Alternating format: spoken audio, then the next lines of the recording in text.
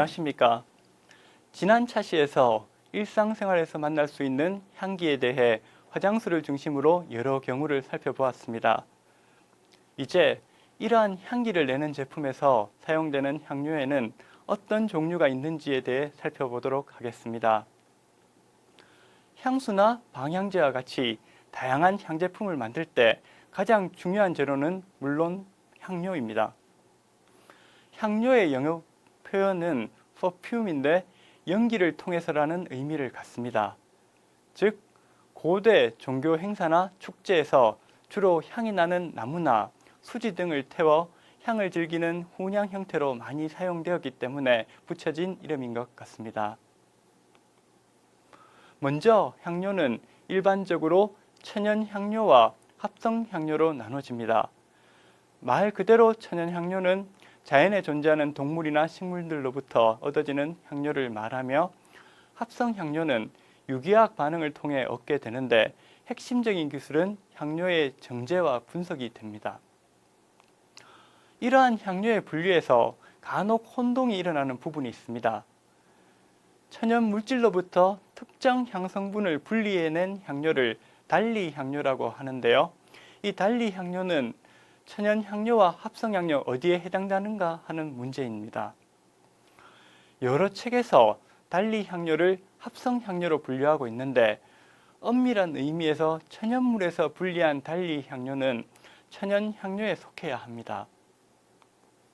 단리향료가 합성향료에 속하는 경우는 천연물에서 분리한 단리향료와 동일한 물질을 합성한 경우에 한정되어야 하며, 굳이 단리향료를 다른 카테고리로 분류한다면 인위적으로 천연물에서 그 성분만을 분리해낸 것이기 때문에 인공향료로 구분하는 것에는 크게 무리가 없어 보입니다.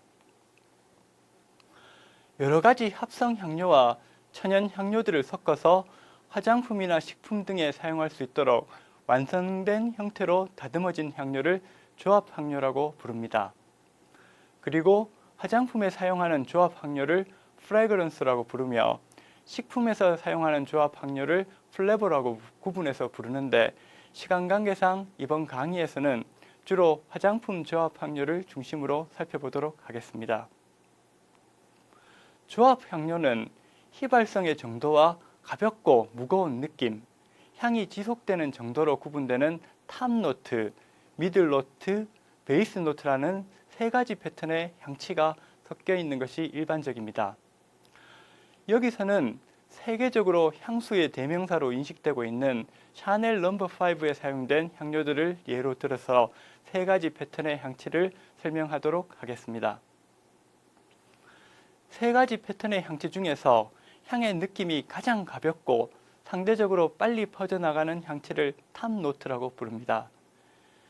향료의 첫인상을 결정하는 향취로서 일반적으로 알데하이드 향이나 감귤계 향, 과일 향이 탑노트로 많이 활용되고 있습니다.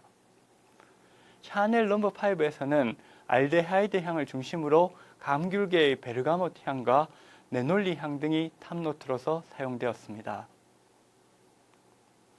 그리고 상대적으로 느낌이 풍부하고 무거워서 일정한 시간이 지난 후에도 은은하게 남는 향치를 베이스 노트라고 부릅니다. 주로 동물성 향료나 나무에서 추출한 향료, 침엽수에서 유래되어 점성이 높은 수지 성상의 발사향 등은 휘발성이 상대적으로 낮기 때문에 베이스 노트로 많이 활용됩니다. 샤넬 넘버 5에는 대표적인 동물성 향료인 사향과 영묘향이 사용되었고, 나무 뿌리 향인 베티버 등도 함께 베이스 노트로 사용되었습니다. 탑노트와 베이스 노트의 사이에서 향치가 끊어지지 않고 부드럽게 이어주는 역할을 하면서 조합향료의 핵심이 되는 향치를 미들 노트라고 부릅니다.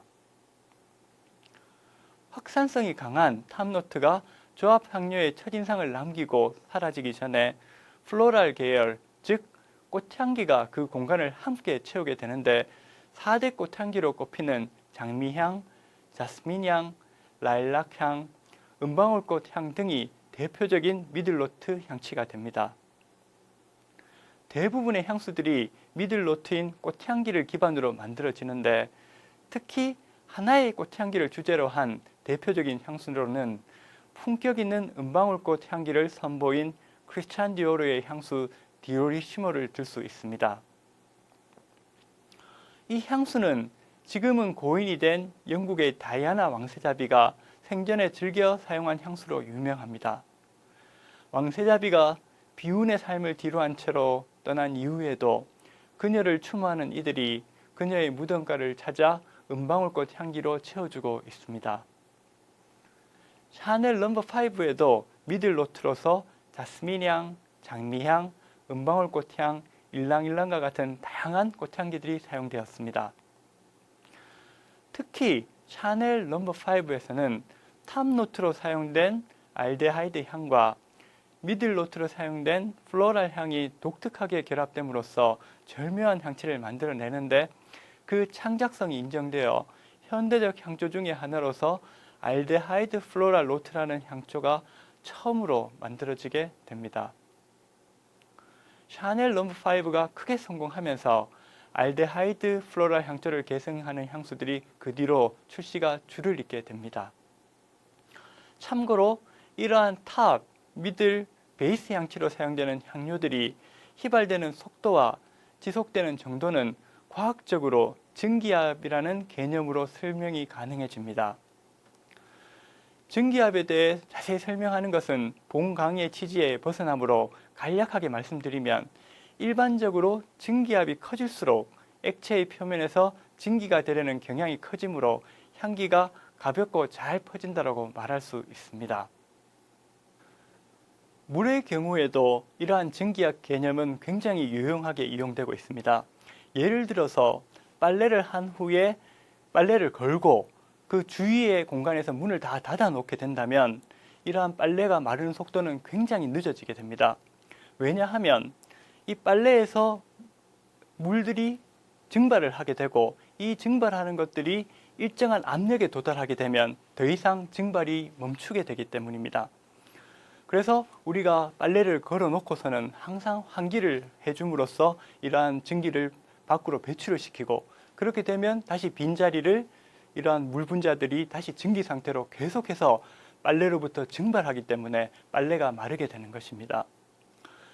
마찬가지로 우리가 머리를 감고 나서 머리를 말릴 때 우리는 헤어 드라이기를 사용합니다. 헤어 드라이기에서 나오는 바람이 우리 머리에서 증발되는 물 분자들을 멀리 흩트러 버리기 때문에 계속해서 우리 머리에서 물이 증발하게 되기 때문에 머리가 빨리 마르게 됩니다.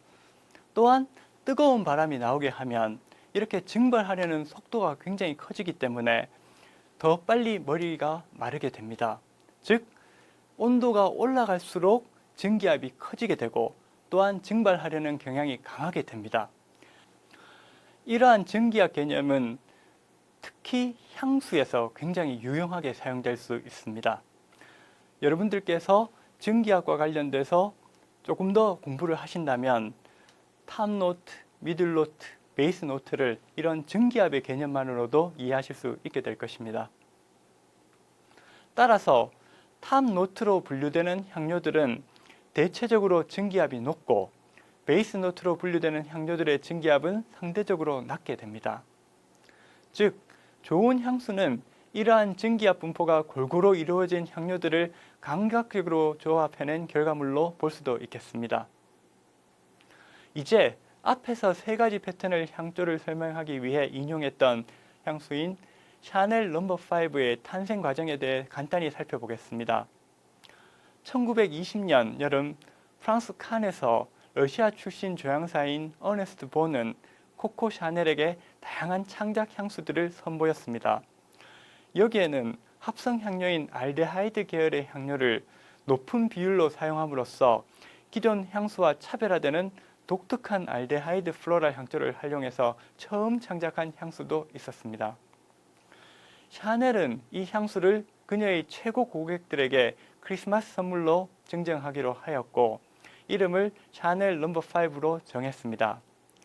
샤넬 넘버 5는 1921년 크리스마스 선물로 100개가 제작되어 선물되었고 이후 입소문을 통해 수요가 급증해서 1922년 공식 판매된 이후 시대의 명품 향수로 자리매김하게 되었습니다. 이와 같이 어네스트 보나 수대에 걸쳐 조향사의 길을 걸어온 겔랑 가문의 사람들, 그리고 저명한 조향사들은 다양한 향료들을 조합하여 새로운 향료를 창작해냈는데, 일반적으로 스페셜티라고 표현되는 새로운 합성 향료를 거칠지 않게 부드러움을 담아 표현해냄으로써 그들의 천재성을 나타냅니다. 개인적으로 저는 화학공학을 전공했기 때문에 이러한 합성 향료가 개발되고 새로운 향수로 재탄생되는 과정을 보면서 과학과 예술의 경계에 대해 늘 생각하곤 합니다. 합성 향료의 원료 물질과 종류, 합성 방법을 설명하기 위해서는 화학적인 내용이 많이 필요하기 때문에 여기에서는 생략하기로 하고, 화학적 내용 대신에 합성 향료가 갖는 역사적 의미를 위주로 간략히 살펴보겠습니다.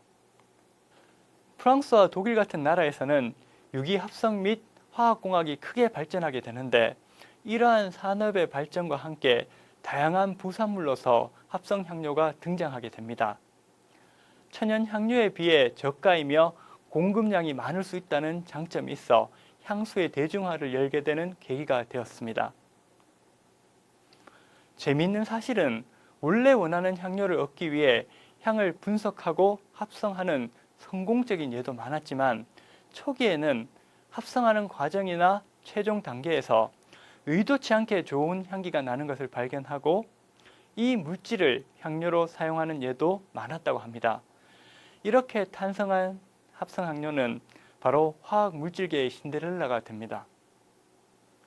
고대 종교의식이나 축제 때에는 농도가 높은 향이나 에센셜 오일로 정제하기 전 단계의 원료 물질을 태우는 훈향을 이용해서 낮은 가격에 많은 사람들이 향을 즐길 수 있었습니다. 고대나 중세를 막론하고 값비싼 향료는 귀족계급의 전유물이었고 부와 명예를 상징하는 수단으로 활용되었습니다. 현재에도 장비 200만 송이로부터 1kg의 천연 장미 에센셜 오일을 얻을 수 있다고 합니다. 천연 향료의 경우 킬로그램당 수천만 원대에서 수억 단위까지 가격이 형성된 경우도 많은데, 합성 향료를 이용해서 조향할 경우에는 킬로그램당 10만 원대까지도 가격이 내려갈 수 있습니다. 그리고 천연 향료의 경우에는 원료 물질의 종류에 따라 향료를 얻어내는 방식이 달라지는데요. 우선 감귤이나 오렌지 등에서 얻는 상큼한 느낌의 천연 오일은 껍질을 눌러서 오일을 분리해내는 압착법을 주로 사용합니다. 귤 껍질을 손으로 누르면 상쾌한 귤향기가 나는 액체가 튀는 것을 생각해보면 압착법이 가장 효율적이라는 것을 알 수 있습니다. 기계적으로 껍질을 압착하기 때문에 한꺼번에 많은 양의 천연 오일을 얻을 수 있다는 장점도 있습니다. 그리고 꽃으로부터 향기를 추출할 때는 주로 휘발성이 큰 용제를 이용해서 추출하게 됩니다. 핵산과 같은 안전한 유기 용매를 이용해서 낮은 온도에서 추출하게 되므로 추출한 에센셜 오일의 향기가 원래의 꽃에서 나는 것과 비슷하기 때문에 주로 히아신스나 자스민과 같은 에센셜 오일 추출에 이 용제 추출법이 많이 사용되고 있습니다. 그리고 수증기 증류법은 온도가 높은 상태인 증기를 이용해서 추출하기 때문에 열에 의해 성질이 변하는 물질의 추출에는 적합하지 않게 됩니다. 상대적으로 열에 의해서 변화가 적은 라벤더나 박하로부터 천연 오일을 추출할 때 이러한 수증기 증류법이 많이 사용되고 있습니다. 이러한 전통적인 방법 외에도 최근에는 초인계 추출법이나 PSE와 같은 다양한 추출법을 활용해서 고순도로 정제된 천연 오일을 얻고 있습니다. 우리가 익숙한 물질의 상태는 고체와 액체, 기체 이 세 가지인데, 실제로는 액체와 기체 중간의 성격을 갖는 초인계 상태가 존재하기 때문에 물질의 상태를 네 가지로 나누기도 합니다. 우리에게 친숙한 디카페인 커피를 예로 들어 초인계 추출에 대해 간단히 살펴보겠습니다. 카페인이 없는 디카페네이티드 커피를 만들 때 예전에는 물이나 용매를 이용했었지만 최근에는 초인계 상태의 이산화탄소를 이용해서 커피콩에서 바로 카페인을 제거하고 있습니다. 기체 상태인 이산화탄소에 온도와 압력을 일정 수준으로 높여주게 되면 기체였던 이산화탄소가 액체와 기체 사이의 성질을 갖는 초인계 상태로 변하게 됩니다. 초인계 상태로 변한 이산화탄소는 커피콩 속에 들어있는 카페인 성분을 녹여서 함께 밖으로 나오게 됩니다. 카페인 성분이 녹아있는 초인계 상태의 이산화탄소가 밖으로 나오게 되면 높은 온도와 압력에서 벗어나게 됩니다. 그렇게 되면 이산화탄소는 액체와 기체 사이의 초인계 상태에서 다시 원래의 기체 상태로 돌아오게 됩니다. 그렇기 때문에 공기 중으로 이 이산화탄소는 사라지게 되며 이때 함께 나왔던 카페인은 자연스럽게 순수한 물질로 분리가 됩니다. 이와 같은 방식으로 꽃잎이나 열매의 초인계 상태의 이산화탄소를 넣으면 에센셜 오일이 이산화탄소에 녹아서 함께 나오게 되며 이산화탄소가 초인계 상태에서 기체 상태로 변하며 공기 중으로 퍼지는 순간 순수한 에센셜 오일만 남게 됩니다. 만약에 이런 에센셜 오일을 물이나 아니면 다른 용매를 이용해서 추출할 경우에는 추출한 물질을 가지고서 다시 에센셜 오일과 용매로 분리를 해야만 합니다. 그러기 위해서는 다시 여러 공정이 필요하게 되고 그만큼 순수한 에센셜 오일을 얻는 데는 굉장히 어려움이 많아지게 됩니다. 그렇기 때문에 고순도의 천연 오일을 얻는 데 관심이 많은 분들은 이러한 초인계 추출법에 관심을 가지시면 좋을 것 같습니다. 이상으로 간략하게나마 향료의 종류와 추출 방법에 대해 살펴보았습니다. 다음 차시에서는 이렇게 얻은 향료를 이용하여 향료를 만드는 과정과 이를 통해 향수의 본질에 대해 정의해 보도록 하겠습니다. 감사합니다.